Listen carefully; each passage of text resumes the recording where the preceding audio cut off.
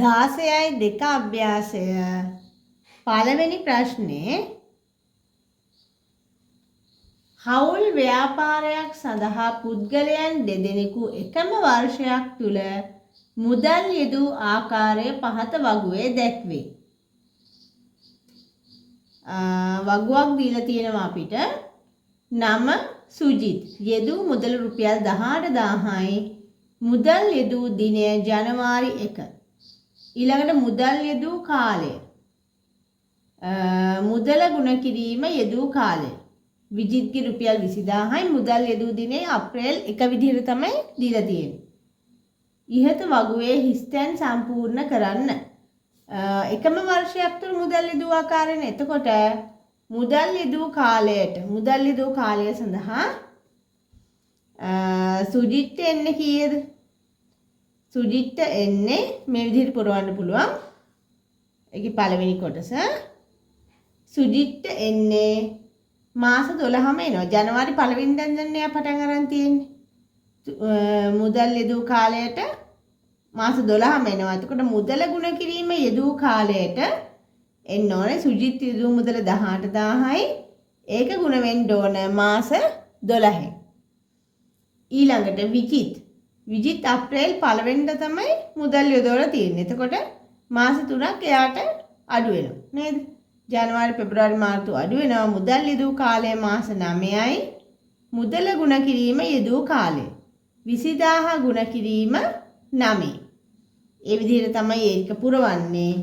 ඊළඟට දෙවෙනි කොටසේ අහනවා මොකද්ද?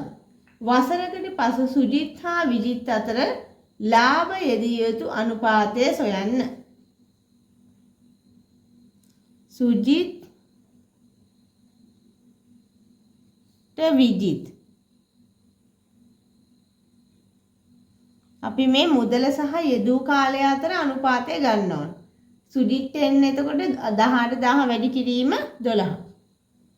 18000 වැඩි කිරීම 12. විජිත්ගේ තියෙන්නේ 20000 ගුණ කිරීම 9. මෙන්න මේක සරල කරලා ගන්න ඕන. මෙතන බිංදු 3ට මේ බිංදු 3 මට අයින් කරන්න පුළුවන්. එතකොට මේක මෙතන 18 වෙනවා. මෙතන 12යි. මෙතන මම බිංදු 3 අයින් කරා. එතකොට 20 ඉතුරු වුණා. 20 ගුණ කිරීම 9 වෙනවා. දැන් අපිට මේක සරල කරන්න පුළුවන්. 9න් කපන්න පුළුවන් නේ. මේ 9 වරක් 1යි 9 වරක් 2යි. ආයෙ පුළුවන් කීයෙන්ද? 4ෙන් පුළුවන් 4 වරක් 3යි 4 වරක් 5යි. ඊට වඩා සුළු වෙන්නේ නැහැ. දෙවරක් 3 6යි. මෙතන 5 වරක් 1 5යි. එහෙනම් සරලම අනුපාතය එන්නේ 6ට 5යි කියලා. දෙවෙනි ප්‍රශ්නේ කාන්ති එක්තරා වර්ෂයක ජනවාරි 1 වන දින රුපියල් 10000ක් යොදා ඇඳුම් මැසීමේ ව්‍යාපාරයක් ආරම්භ කළාය. ඊට මාස 2කට පසු නාලනී රුපියල් 12000ක් යොදා එම ව්‍යාපාරයට සම්බන්ධ වූයේ නම් පළවෙනි එකේ අහනවා වසරකට පසු දෙදෙනා අතර ලාභ බෙදිය යුතු අනුපාතය ගණනය කරන්න. හරි පළවෙනි කොටස මුලින්ම හදමු. කාන්තිට නාලනී. කාන්ති ට නාලනී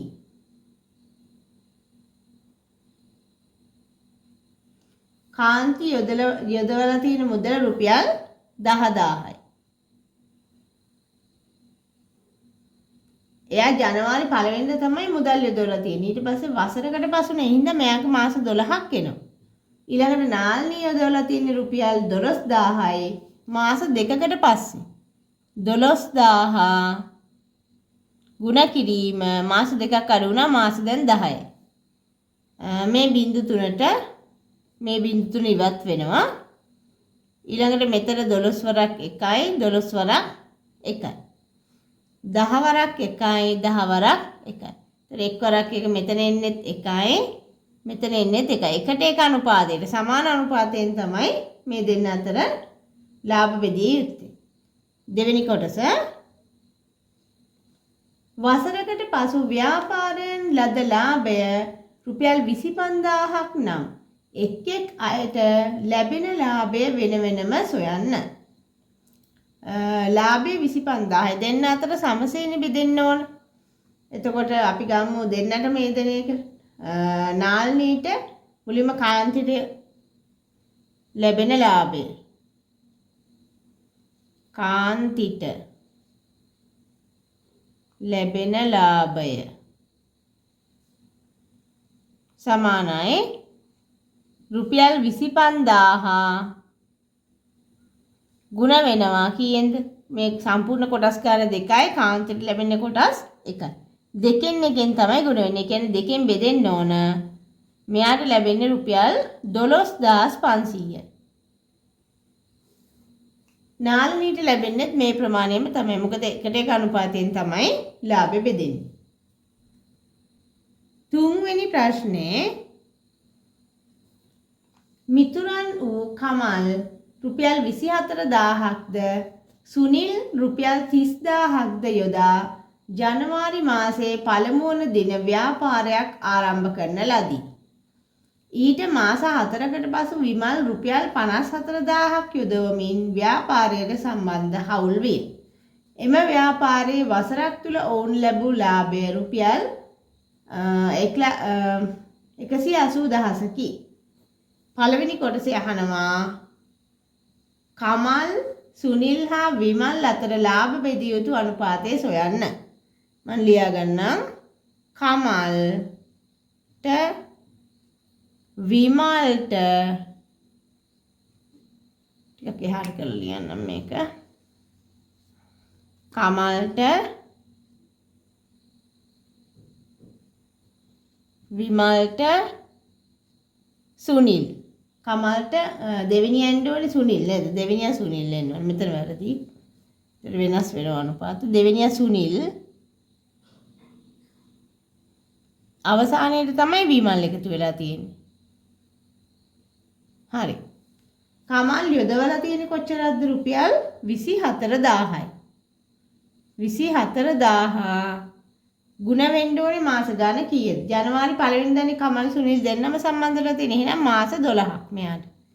සුනිල් දාලා තියෙන්නේ රුපියල් 30000යි. ඒත් මාස 12ක්. ඊළඟට විමල් මාස 4කට පස්සේ යාට මාස ගාන 8යි යොදවලා තියෙන්නේ 54000. 54000 ගුණ වෙන්න ඕන මාස 8ෙන්. ඔන්න ඔය විදිහට තමයි අනුපාතය ගන්න.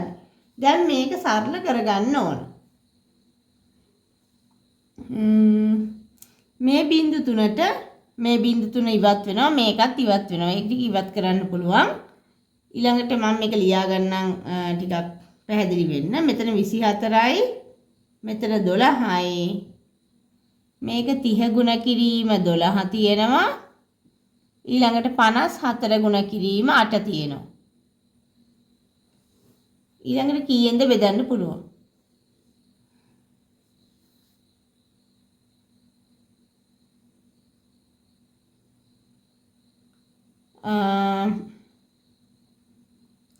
හතරෙන් බෙදමු. 4 වරක් 6යි 4 වරක් 3යි 4 වරක් 2යි.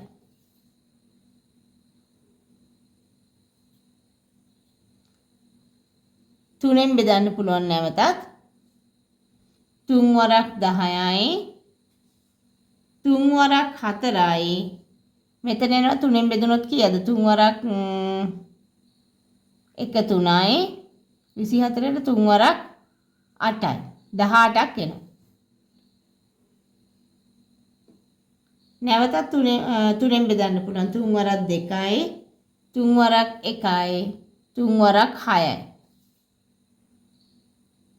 දෙකෙන් බෙදන්නත් පුළුවන්. දෙවරක් 1යි දෙවරක් 5යි දෙවරක් 1යි. දැන් මේකේ අනුපාතය තුන මෙතන 4 විතරයි ඉතුරු වෙන්නේ. 4ට මෙතන කීයද? 5. 5ට මෙතන 6. මේක තමයි අනුපාතය වෙන්නේ. 4ට 5ට 6. ඊළඟට දෙවෙනි කොටස මොකක්ද අහන්නේ?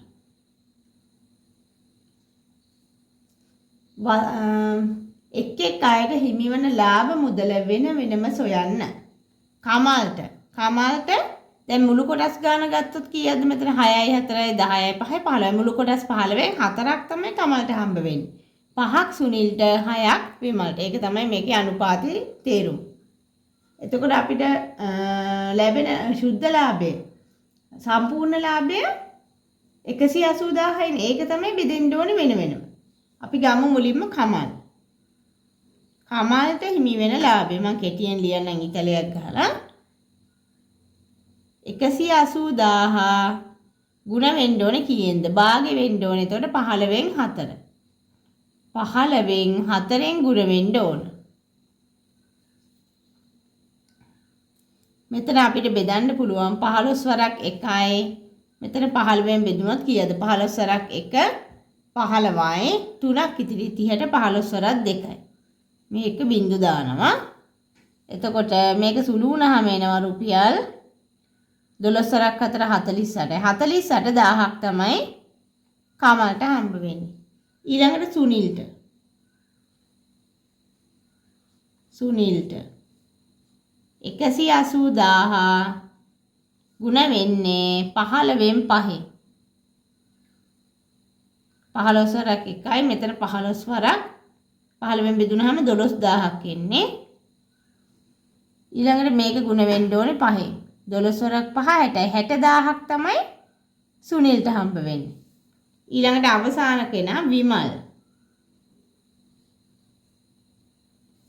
විමල්ට කොච්චරද? එතනත් 180,000 ගුණ වෙනවා 15න් 6.